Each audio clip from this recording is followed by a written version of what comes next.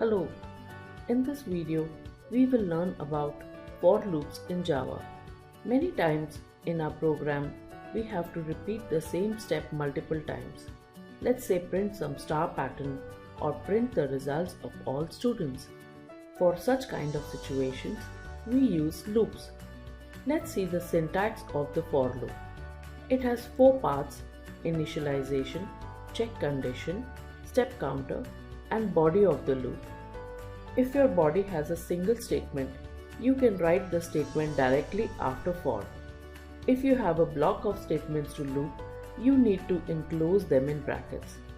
Let's see each part of the for loop in detail. Initialization sets the start condition for the loop. Check condition will determine when the loop will stop. The step counter increments or decrements the start value so that the loop is executed till the check condition is reached. Do note that if you type a semicolon after the loop, it will just fall through to next statement without looping any statements. This is called as null loop or bodiless loop. Let's see an example of for loop. Here we have start condition as 1 and end condition as less than or equal to 3 and increment counter of 1. So this loop will start from 1 and increment by 1 and execute 3 times. You can also run the same loop in reverse by giving start counter as 3, condition that it is greater than or equal to 1, and step counter as -1. This loop will also execute 3 times. If you give start counter as 7 and condition greater than equal to 5, then also the loop will execute 3 times. You can also do skip counting too, like let's say printing of even numbers till 5.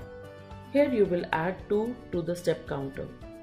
Note that depending upon the program, within for loop you can omit some parameters or you can write more too. For example, here I am omitting doing initialization as my counter is initialized outside.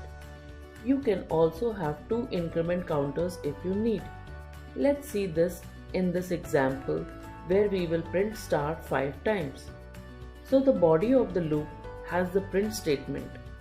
Now we will create the for loop around it in such a way that it executes 5 times. Here in initialization, n is set to 1. The loop will execute till end condition is reached, which is n less than equal to 5. The step counter will increment n by 1 every time, so the loop will execute 5 times and print 5 stars. We also have infinite loop. Within the for loop, if you omit everything or omit counter so that the loop never ends, then it is called as infinite loop or endless loop. Let's now write some programs using for loop. First is write a program to find sum and product of first 5 numbers starting with 1. Here we will first initialize variable sum to 0 and product to 1. I will just explain a little later why 0 and 1. Let's put together the for loop now. Here we know starting number is 1, terminating condition is less than equal to 5 and increment is by 1. So this loop will execute 5 times. Within this loop, we now have I, which is incremented by 1 in each iteration of loop, which we can use for our sum and product calculation.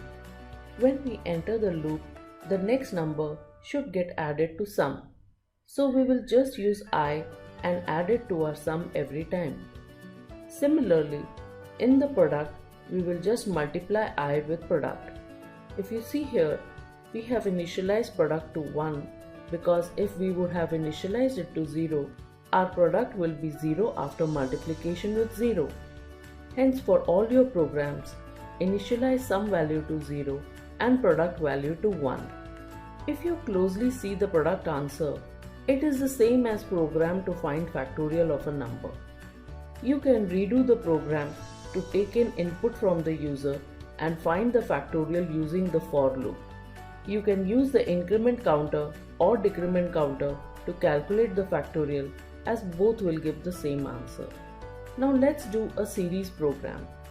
Suppose you are asked to find sum of this series 1 by 2 plus 1 by 4 plus 1 by 6 and so on n times, where n is entered by the user. Here, like we saw earlier, we will initialize sum to 0. Do note that the moment there is division or any decimal number involved, we automatically move to double data type. Otherwise, in integer division, our decimal number will get truncated. We will set up the for loop till n, which has been entered by the user. Now in the body, we have to form our expression. Here, our counter I is starting from 1 and incrementing by 1. But in our series, the denominator is incrementing by 2. So we will multiply I by 2 every time to get the denominator value. This will give our answer. After the loop, we will put in the print statement to print the sum.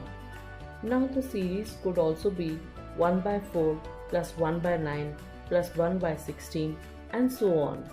And if you see the denominator, it is I into I.